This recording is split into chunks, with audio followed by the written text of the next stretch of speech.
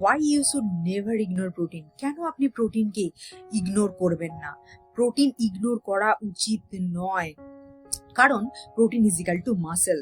আর বডিতে মাসেল না থাকলে আমরা কিন্তু কি হবে, আমাদের বডিতে মাসেল লস হলে আমাদের মেটাবলিজম স্লো হয়ে যাবে, এবং মেটাবলিজম স্লো হওয়া মানে কিন্তু আমরা বিভিন্ন রকম মেটাবলিক ডিসঅর্ডারের শিকার হয়ে যাব, যেমন প্রেশার, সুগার, থাইরয়েড, এগুলো হচ্ছে মেটাবলিক ডিসঅর্ডার।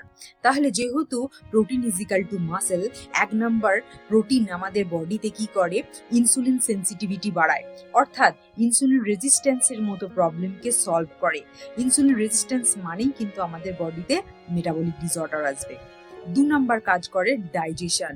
আমাদের মেটাবলিজম স্লো হয়ে যায় আমরা যদি সঠিকভাবে প্রোটিন কনজাম্পশন না রাখি, এবং প্রোটিন কনজাম্পশন যদি আমরা সঠিক না রাখি, আমাদের বডিতে মেটাবলিজম স্লো হয়ে যায়, এবং মেটাবলিজম স্লো হয়ে যাওয়া মানে ডাইজেশন স্লো হয়ে যাওয়া, এবং ডাইজেশন স্লো হয়ে যাওয়া মানে কিন্তু আমাদের বডিতে সঠিকভাবে নিউট্রিশন অ্যাবজর্পশন হবে না, সেলে সঠিকভাবে নিউট্রিশন গিয়ে পৌঁছাবে না। কারণ আমাদের গাট লাইনিং হচ্ছে প্রোটিন দিয়ে তৈরি, এবং প্রোটিন যেহেতু গাট লাইনিং প্রোটিন দিয়ে তৈরি, এবং প্রোটিন যদি আমাদের বডিতে সঠিক না যায় তাহলে কিন্তু গাট লাইনিং থিন হয়ে যাবে, ফলে আমাদের সঠিকভাবে নিউট্রিশন অ্যাবজর্পশন হবে না।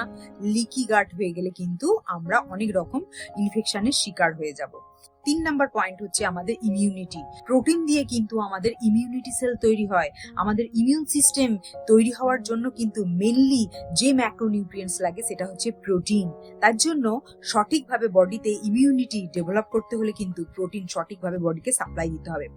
4 নাম্বার হচ্ছে সেলুলার ক্লিনজিং সঠিকভাবে হবে না, যেহেতু মেটাবলিজম স্লো হয়ে যাবে, আমাদের বডিতে সঠিকভাবে নিউট্রিশন যাবে না, সেলে সঠিকভাবে নিউট্রিশন পৌঁছাবে না। সেলে সঠিকভাবে নিউট্রিশন পৌঁছাচ্ছে না মানে সেল তার ভিতর থেকে টক্সিনকে বার করতে পারবে না, এবং আমাদের বডি টক্সিন দ্বারা ওভারলোডেড হয়ে যাবে, এবং toxin is equal to lots of disease. টক্সিনকে যদি বডি থেকে সঠিকভাবে বার করতে হয়, আমাদের বডিতে সঠিকভাবে প্রোটিনকে দিতে হবে, অর্থাৎ প্রোটিন কনজাম্পশন বাড়াতে হবে, তবেই কিন্তু আমরা নিউট্রিশনকে সঠিকভাবে অ্যাবজর্পশন করে সেলে সেলে পাঠাতে পারবো, এবং আমরা সেলুলার ক্লিনজিং করতে পারবো।